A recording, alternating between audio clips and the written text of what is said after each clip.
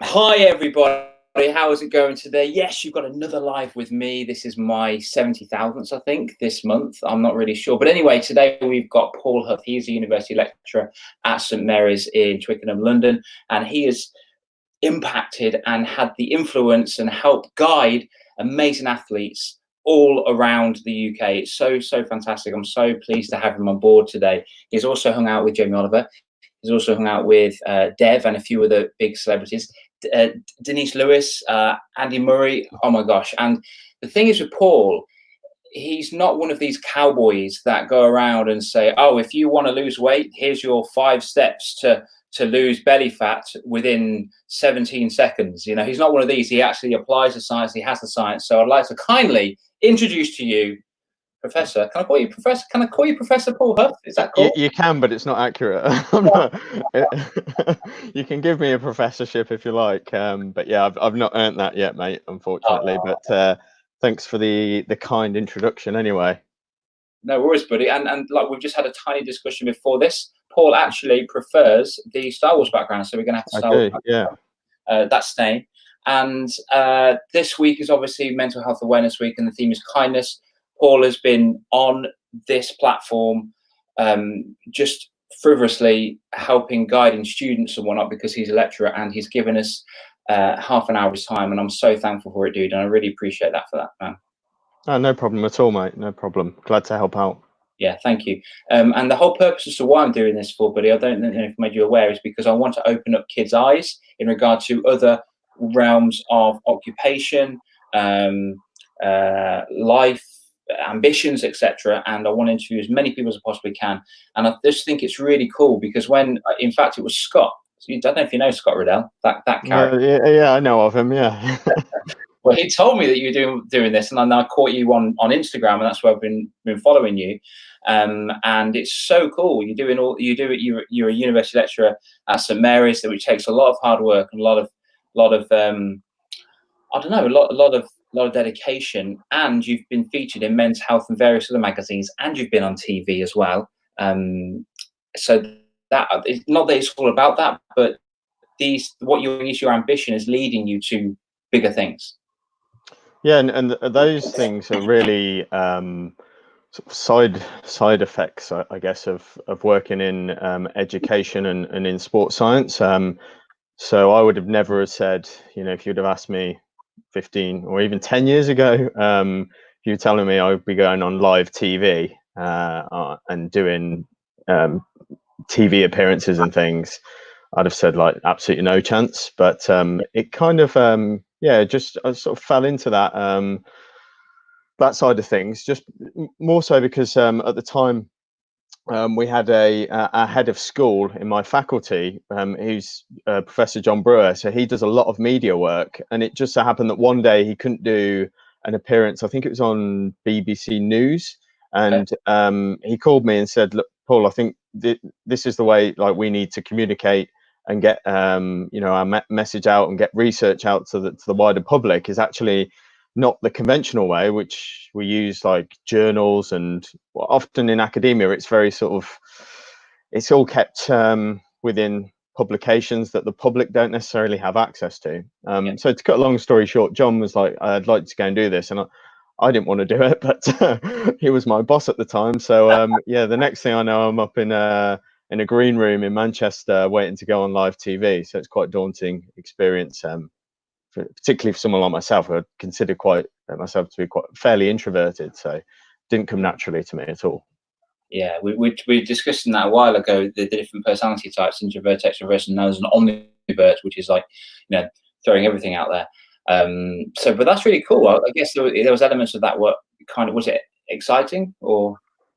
It kind of was afterwards. Particularly the live stuff, because not having any experience in that. I mean, we've done a little bit of media training, so you kind of know roughly what to expect. But the strange thing is, when you watch the news, the person who's next on, say in the morning, for example, the next guest, they're right next door in a green room watching the news. So you're kind of watching it, and then you're like, oh, I'm going to be on there in like a minute. So it's so there's no delay or anything on it either. So what you say is what you say, and you don't know what they're going to ask you either, because they don't want it to be scripted, and they don't really have time to prepare that anyway. So yeah, you kind of get a buzz once you've done it, provided you've not made any massive mistakes or said something you shouldn't have said. So it's pretty exciting. I won't want to do it every day though. can't take that much adrenaline. Yeah, me neither. Wicked. Okay, so just as a tiny 1 minute introduction, then I guess, buddy. What are the sort of things that you do in the lab at university? I know that you teach, you lecture, but what sort of nitty gritty stuff do you do? I don't know. So I work as a sport and exercise scientist as well, which basically involves working with athletes, both recreational athletes, amateurs, and professionals. And that's usually to prepare them for their sport, test their fitness, see areas that they can improve in, and then sometimes help devise a program for them to improve. That role also now, because it's commercial, meaning that members of the public can come into the lab. It used to be sort of reserved for athletes, but now often I get basically just general members of the public, fitness enthusiasts who want to do these performance tests and also check their health, body composition, seeing how much body fat they have, to help them like improve their fitness and their health as well. So that's the sports science side of things. In terms of the lecturing, I teach in sport and exercise science and health science, which basically uses science to improve people's health, fitness, and longevity or their lifespan. Yeah, and as I've just briefly introduced you, you're not one of these cowboys that went to the gym. Yeah, thanks for saying that, by the way. I appreciate the not being a cowboy. Although I'm sure you look rather dashing in a cowboy hat. I don't know. Let's not talk about our college escapades, eh? Yeah, well, exactly. So I didn't want to pre-frame that. I didn't want anyone coming on saying, "Oh, this is Paul Hough, and he went to the gym 4 times. Now he's got a biceps. Now he's an expert." If you want big biceps, or if you want to lose weight, if you want to lose stubborn belly fat, if you want to melt stubborn belly fat in 5 simple steps, what can you do? That's not you. It's backed by science. It's backed by like endless procedure and blood samples and adipose tissue samples and bone marrow samples. Obviously, maybe not, but there's so many things that you do. So it's all legitimate. So that's what I want to. That's how I want to pre-frame you to these people. So more of a social proof thing. Now I know you're limited on time, and again, I really appreciate you being here. In regards to what you do, there are parents going to be watching this, and there's kids going to be watching this. But I just still want you to be you, and you just answer the questions you answer them, buddy. Sure. So my first one was, how long do you reckon that we need to exercise a day? Would you think? From maybe you could say parents and kids. Whenever you ask a sports scientist, or probably any scientist, this question, you will always get the preface of "it depends." It's annoying, but going back to the cowboy analogy, usually that's a way of spotting a cowboy or someone that doesn't necessarily know exactly what they're talking about or has got limited knowledge. If they provide you an instant answer with no caveats or anything, particularly when it comes to health and fitness, I'd question that. So the answer to that question is yes, it depends. It depends on your current level of fitness and what you do. So for instance, if you're what we call sedentary, which means you don't do any activity or exercise, then you can get benefits from doing a really modest amount of physical activity.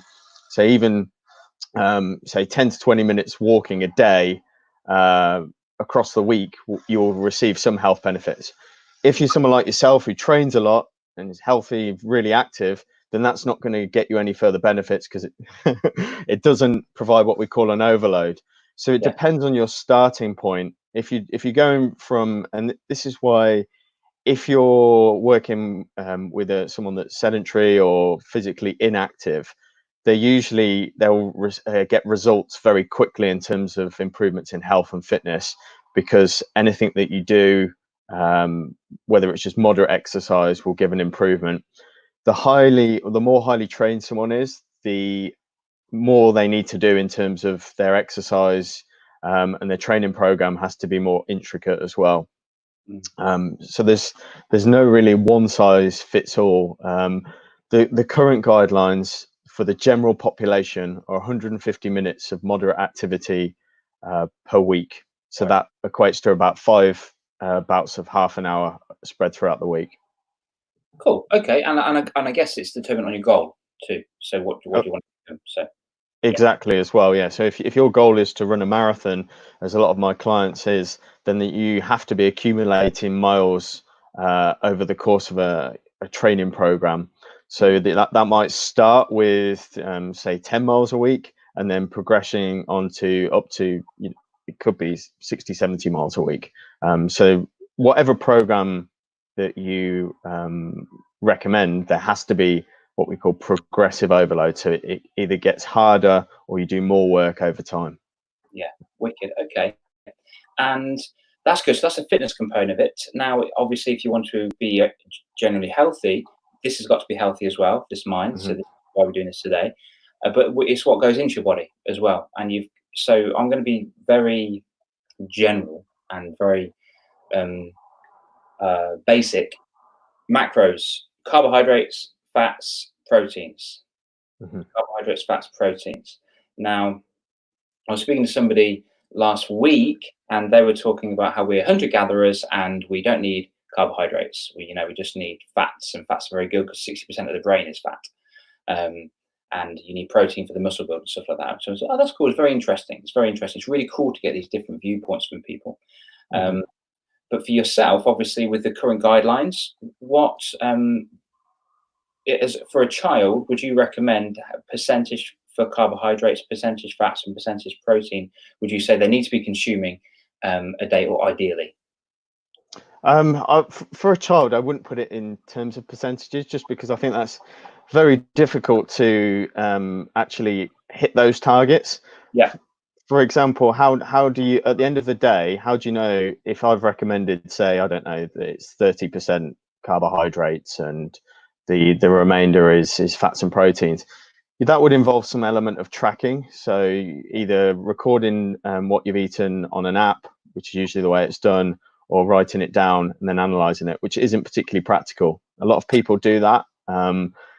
Particularly if they're into the fitness and they're trying to achieve a certain physique, then you could argue it's quite necessary to do that.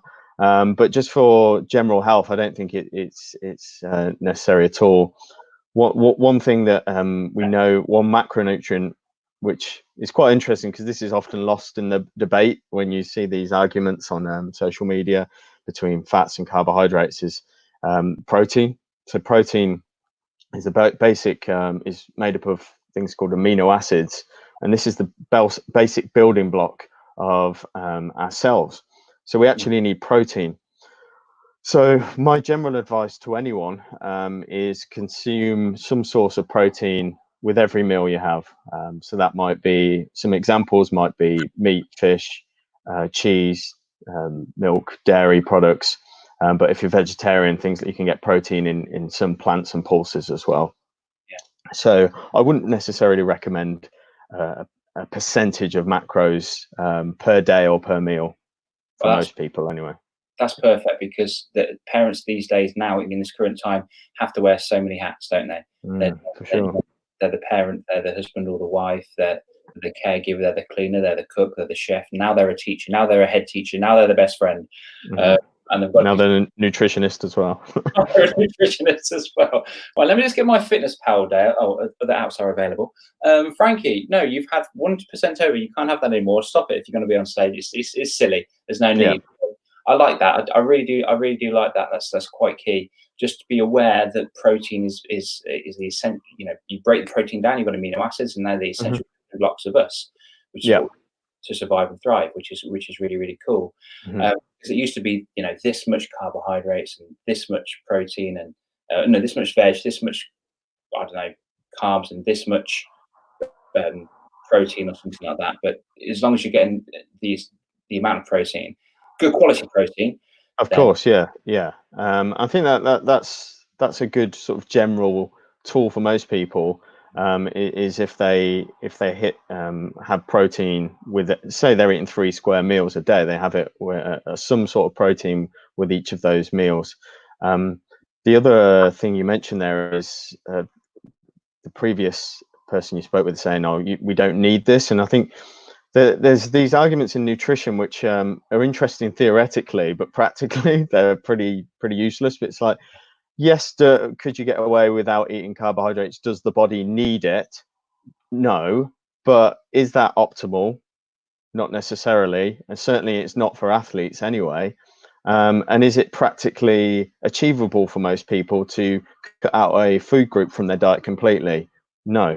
So I think you have to separate these theoretical arguments that us geeks have, and actually what we can apply in practice. Yeah, agree. Because if you worked with Mr. Mo Farah or done anything relevant? So Mo used to train at St Marys, yeah. But I wouldn't say I'd worked with him. You know, I know of him, and he's been in the lab a few times. But yeah, he's just based around St Marys quite a bit. Well, I'm not name dropping. The purpose of the conversation was to say, well, if you say, right, Mo, you don't eat carbs, go for a run. He'll be exhausted in a few seconds, wouldn't he? So yeah, and that's where you'll often see people, amateur athletes or non-professionals, report how well they've done on, for instance, a low carb diet, and then they extrapolate it to a professional athlete, and it's just, they're so different.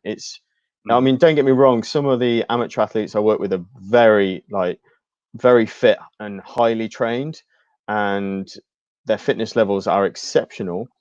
But to get to that level that someone like Mo Farah or any elite athlete, it's a different step, and it's not just about fueling the workouts, but also they need what we call micronutrition as well, so vitamins and minerals. And if you just say, I'll cut out that food group, you're probably going to be deficient in some of the micronutrients as well. So it's really not as simple as saying, oh, well, I do this, so it should work for everyone. It's like anything within health and fitness. It should be individualized. That just makes sense. You know, there's no one size fits all. I agree, and it's like with coaching as well. If I had a format to coach children, and it was the same all the way through, like a 12-week program, and one came to me with anger problems, one came to me with extreme sadness, one came to me because they wanted to create something. It's not going to follow the program. There you go, you'll be fine. It's got to be individualized. It's got to be specific and unique, because it's not one size fits all. I think in generally in life, really. Wicked. That was cool. Look, I do like that. That was it's informative and it's relevant and it's practical. And I think that's kind of what we need to be thinking about right now because of the extra unknown in the world. So practicality. Great. Yeah, exactly. Yeah, and I think that's at the forefront of a lot of the sports science or health science research now, is that often studies are done which are interesting to a small amount of people like elite athletes, but you'll see more now research which is more applicable to the general population, so it can be more applied to everyone, not just a select few. Yeah. I heard a conversation, in fact I was on your live with, I forgot the lady's name. She's a columnist in the Mirror. Sarah Khan. Yeah, she's one of the loose women. Yeah, one of the loose was. So you were talking to one of the loose women as well, and I caught a conversation about spot reducing fats. So Paul, I know the answer to this, but not in as much detail as you, and I'd love to get your knowledge on it. Paul, I want to lose weight on my. Actually, I genuinely do. Actually, I want to lose weight. I can't believe that, Dale. I'm not going to show you. 6-pack since birth. And I want to lose weight here. Paul, is that possible? It's possible, but it's not possible to specifically target that area. I mean, you can do, but in terms of if you to lose weight or lose body fat more specifically, you have to go into what we call an energy deficit. So basically, your body is expending more energy than it's using, and it starts to use its fat stores, which is an energy source. Now, a lot of people want to lose fat from a particular area. It tends to be sex specific, so men tend to store more fat around their lower abdominals, around their lower stomach. Women tend to store more fat around their hips and thighs. But unfortunately, there's no guarantee that even though you're in an energy deficit, that body fat might not come from that area, at least not initially. And in actual fact, you usually find that these stubborn, so-called stubborn areas is where the body fat is usually the last to go. Yeah. So the classic example is someone doing loads of stomach crunches or sit-ups to try and reduce their belly fat, but that doesn't work on a meaningful level. So 1,000 sit-ups a day or wearing an ab belt, if you're not in an energy deficit, that's not going to do anything. No, it's spot reduction. I heard you say it's just a spot reducing fat. There's no, you can't spot reduce fat. No, what you can do with different techniques is you can target a certain area, either using something like heat or actually by freezing fat cells. So cryolipolysis. But in actual fact, this technique, you've got to do it one consistently, which requires specialist equipment, and you also it tends to only work on people that are relatively lean anyway. So, and even then, the jury's out as to whether. So you can encourage your body to, by increasing blood flow, for example, to use or release stored fat from that area, but the fat has to be what we call oxidized, so it has to be used actually for energy. So there are some techniques which theoretically could encourage spot reduction, but again, going back to practically, no. There's nothing you can do sort of in the gym that's specifically going to target a stubborn area. So when you said the cryogenesis, I immediately thought of demolition, and then I immediately thought of expensive. So yeah. So those it's called cryolipolysis, where you basically freeze fat cells, and it is expensive. That was actually one of the things I did on one of the TV shows, is that we looked at some of these home gadgets, and we basically came to the conclusion that all of them were pretty much useless for spot reduction of body fat. This popped towards me today, and I want to do this person a favor. No names, but ladies that have given birth, they have the stretch marks, and they have the I guess the looser skin now because of obviously they've been carrying a child. Can they still tone it up?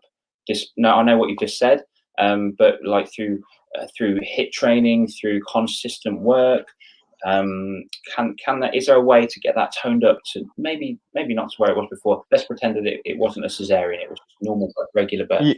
Yeah, absolutely. So the tone that people often talk about, they're referring to muscle tone. So that by improving the density of your muscle, so making it stronger through doing resistance training, yes, you can improve that. If there's a layer of fat over it, or adipose tissue, then that gives the appearance of something that's untoned, but it's actually, through a combination of strength training or resistance training and a good diet, sensible diet, then it's perfectly possible for women that have had children to restore sort of the quality of the muscle around the abdomen. Yeah, wicked. Okay, cool. And I've got a few. Oh, I've got lots of messages on here. Lots of messages, but I might put this post on just here. Charlotte says, actually, I think they're having their own conversation. All right. I'm sorry, we're boring you. but Doug says this. Yeah, he agrees with what you're saying. So it depends on your goals and aims too. 100%, absolutely. Yeah, and diet is a good mix of good stuff. So what my mum always says is a little bit of what you fancy does you good, as long as it's to do with food.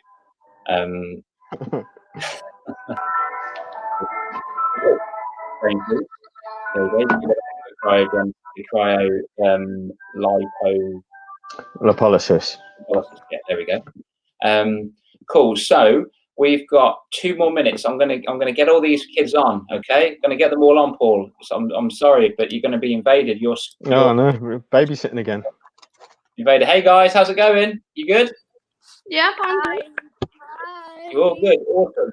All right then. What's us on? Hello, Ebony. Do you have a question for Paul, just quickly? No, I just want to be on here, really. Easy customer. I just want to be out here, really. Lily, do you have a question? I love your honesty, Ebony, by the way. Lily, you got Q? Yes. Cool. Is there a certain diet that you can eat to help you lose weight? Hi, was it Lily? Lily, yes. Yeah, good question, Lily. There are lots of different diets that can help you to lose weight. They all have one thing in common, is that they restrict the amount of food that you take in through. So there are many different ways to do it, and there's each approach it works, but it depends on what your preferences are, what kind of foods you like eating. Okay. Cool. Good question, Lily. Thank you very much. Zach, do you have a question? Do you want to be on like that? Have a think. That's cool. I've got a question for Paul, and it's going to be the last one because I've got to dash and so has Paul. Paul, so what motivates you to carry on doing what you're doing with your occupation? Good question, Dale. It sounds corny, but I think, and you'll probably resonate with this, I actually like helping people. There's something, you get a lot of satisfaction, for instance, and it helping people in different ways. So, for example, if someone wants to lose some weight, giving them some advice and a sensible plan, and they come back and they've achieved their goal, they'll feel better. And it could be an athlete that wants to run a quicker marathon, again, helping them do that. So them helping people achieve their goal. I know it sounds really corny, but actually, I think that's what is a key motivation for me, and most people that, as well, that work in sports science and the fitness industry as well. Yeah, that's really cool. Yeah, and I completely resonate with that too. So I remember that recently somebody sent me a message saying that Dale, I believe you saved my son's life, and that really got it was a real tearjerker. I can really be, vulnerable enough for myself to say that it was very teary, and it's only because you feel so empowered. And I know that's corny as well, at the risk of being even more corny. We do it because we want to help people. When we do, we feel so good. So kids, you are watching this. Your assignment today / mission is, what can you do today to help somebody? What can you do today to help somebody? And those of you that are part of my academy, remember we're doing vision boards this Saturday, so make sure you do that. Okay, yeah, you go. We can do a quiz too. And in the meantime, what we're going to do is let's get everyone on, and we're going to wave to Mr. Paul Hough. See you later, dude. Bye. Thank you. Thanks, guys. Have a good day. Enjoy the sun. See ya. Bye. All right, see you then. Bye.